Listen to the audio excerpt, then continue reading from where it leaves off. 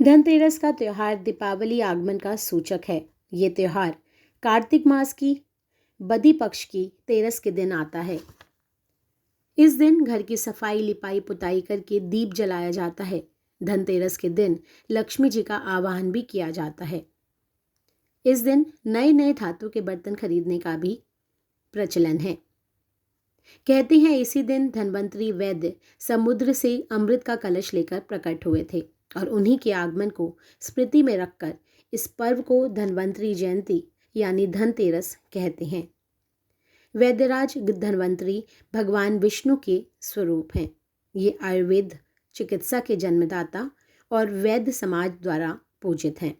आइए सुनते हैं धन्वंतरी जयंती या धनतेरस की कथा। एक दिन भगवान विष्णु लक्ष्मी जी के साथ मृत्युलोक में विचरण कर रहे थे। एक स्थान पर कुछ सोचकर विष्णु भगवान ने लक्ष्मी जी से कहा, तुम तब तक यहीं पर बैठो जब तक मैं लौट ना आऊं। मैं कुछ कार्यवश कहीं जा रहा हूं। ध्यान रखना, तुम दक्षिण दिशा की ओर बिल्कुल मत देखना। इतना कहकर भगवान विष्णु स्वयं दक्षिण दिशा की ओर चले गए। लक्ष्मी जी विचार करने लगे, क्यों आखिर भगवान विष्णु ने मुझे दक्षिण दिशा की ओर देखने से मना किया है, पर स्वयं दक्षिण दिशा की ओर गए हैं। इसमें अवश्य ही कोई भेद है। मन में ऐसा विचार कर लक्ष्मी जी दक्षिण दिशा की ओर ही देखने लगी। दक्षिण दिशा की ओर देखते हुए लक्ष्मी जी ने बड़ा ही सुंदर सा एक पीली सरसों का खेत देखा। पीली सरसों का सुंदर खेत देखकर लक्ष्मी जी ललचाईं और उठकर उस खेत में पहुंच गई। पीली सरसों के उस खेत में जाकर अपना श्रृंगार करने लगी। इसके बाद लक्ष्मी जी सरसों के खेत से कुछ और आगे बढ़ी तो उन्हें गन्ने का एक खेत दिखा। वे गन्ने के खेत से गन्ना तोड़कर चूसने लगी। इतने में भगवान लौट आए और जब उन्होंने लक्ष्मी जी को गन्ने के खेत में गन्ना चूसते हुए देखा तो वो बड़े क्रोधित हुए और भगवान ने क्रोधित होकर कहा, हे लक्ष्मी जी, आपने किसान के खेत से गन्ना तोड़कर बड़ा भारी अपराध किया है। इस अपराध के प्रायश्चित स्वरूप आपको इस खेत के स्वामी की 12 वर्षों तक सेवा करनी पड़ेगी। भगवान विष्णु लक्ष्मी जी को वहीं छोड़कर स्वयं क्षीरसागर चले गए। विवश लक्ष्मी जी भगवान की आज्ञा मानकर उस खेत के स्वामी किसान के घर चली गईं और उसकी सेविका बनकर उसकी सेवा करने लगीं। लक्ष्मी जी के किसान के घर आते ही उसकी उन्नति होने लगी। कुछ ही समय में उसका घर धन धान्य से भर गया। वह एक संपन्न किसान हो गया। उस किसान के घर में लक्ष्मी जी की कृपा हो गई और वो धनी हो गया। फिर भी लक्ष्मी जी को पूरे 12 वर्षों तक उसकी सेविका बनकर उसके यहाँ रहना पड़ा। जब 12 वर्ष का समय व्यतीत हो गया तो एक दिन लक्ष्मी जी को अपने साथ लिवा लेने के लिए स्वयं भगवान विष्णु उस किसान के घर आ पहुंचे। भगवान विष्णु अपने साथ लक्ष्मी जी को लेकर जाने लगे तो उस किसान ने भगवान को अपने साथ लक्ष्मी जी को ले जाने से रोक दिया। जब भगवान ने देखा कि किसान किसी भी तरह से लक्ष्मी जी को उनके साथ जाने के लिए देने के लिए राजी नहीं है, तब उस किसान ने भगवान से कहा, तुम स्वपरिवार जाकर गंगा स्नान करके आओ। गंगा स्नान के समय तुम इन 4 कौड़ियों को गंगा जी में छोड़ देना। जब तक तुम लौट कर नहीं आओगे तब तक हम तुम्हारे यहाँ ही रहेंगे। मैं इस बात का वचन देता हूँ। भगवान पर विश्वास करके किसान सपरिवार गंगा स्नान के लिए चला गया। गंगा जी में स्नान करने के बाद जैसे ही वह किसान भगवान जी की दी हुई 4 कौड़ियाँ गंगा जी में छोड़ने लगा, वैसे ही गंगा जी के जल में 4 हाथ प्रकट हुए और वो 4 कौड़ियाँ ले गए। किसान ने जब ये चमत्कार देखा तो वो गंगा जी से कहने लगा, हे गंगा मैया, कृपा करके मुझे यह तो बताइए कि आपके अंदर से ये 4 हाथ किसके निकले। इस पर गंगा जी बोली, ये 4 हाथ तूने देखे थे ना, वो मेरे ही हाथ हैं। परंतु ये तो बता, मुझे भेंट करने के लिए ये 4 कौड़ियाँ जो तू लाया था, ये तुझे किसने दी। इस पर किसान बोला, हे गंगा मैया, मेरे घर 2 नए प्राणी आए हैं।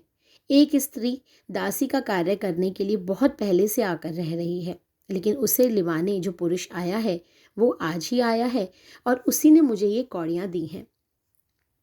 किसान की बात सुनकर गंगा जी बोली, तेरे घर पर जो स्त्री पहले से रह रही है वो स्त्री स्वयं धन की देवी लक्ष्मी जी हैं और जो पुरुष आया है वह स्वयं भगवान विष्णु है।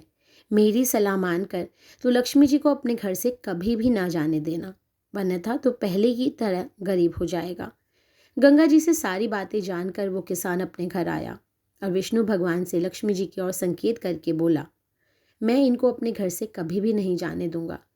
इस प्रकार किसान को समझाते हुए भगवान विष्णु कहने लगे, लक्ष्मी जी से कुछ गलती हो गई थी और उसी दोष के कारण मैंने इनको 12 वर्षों तक तुम्हारे यहाँ रहने का दंड दिया था।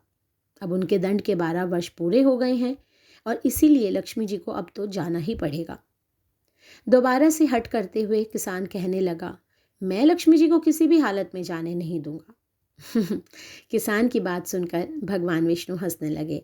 किसान को समझाते हुए बोले, लक्ष्मी जी बड़ी चंचल हैं, वो सदा सर्वथा किसी एक स्थान पर स्थिर होकर नहीं रह सकती हैं।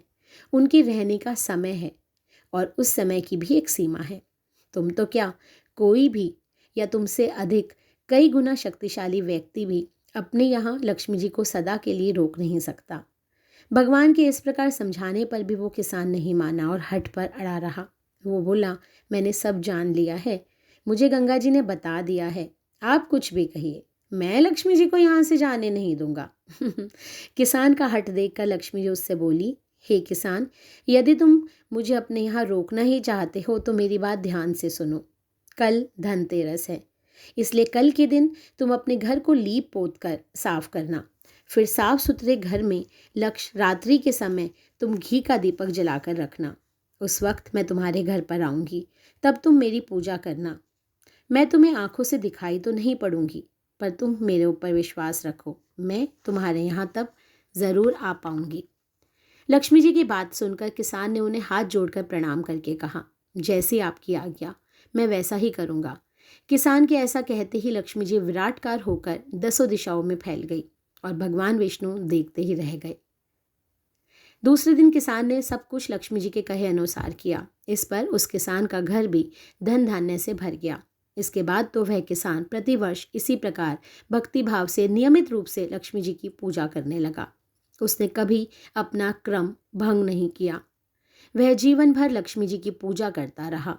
लक्ष्मी जी की कृपा से उसका घर भी सदैव ही धन धान्य से भरपूर बना रहा। उसको देखकर कुछ और व्यक्तियों ने भी उससे पूछा, तो उसने सारी बात बता दी। इस पर अन्य व्यक्ति भी लक्ष्मी जी की पूजा करने लगे और सबों को लक्ष्मी जी ने किसान की तरह सुखी कर दिया। तब से धनतेरस के दिन लक्ष्मी जी की पूजा करने की प्रथा प्रचलित हो गई। लक्ष्मी जी, उस गरीब किसान की तरह आप मुझ पर भी अपनी कृपा बनाए रखना। अपने सब भक्तों पर भी इसी प्रकार कृपा करना। बोलो धन्वंतरी देवी की जय, माँ लक्ष्मी की जय। दोस्तों, आपको मेरी ये कहानी कैसी लगी ज़रूर कमेंट बॉक्स में लिखकर बताइए। यदि आपने मेरी चैनल को अभी तक सब्सक्राइब नहीं किया है या आप इस चैनल पर नए हैं तो उसे जल्दी से सब्सक्राइब कर लीजिए और साथ में जो घंटी का बटन है उसे भी दबा दीजिए ताकि आगे आने वाली वीडियोस की नोटिफिकेशन आप तक सबसे पहले पहुंचे। एक बार फिर से आप सभी का शुक्रिया।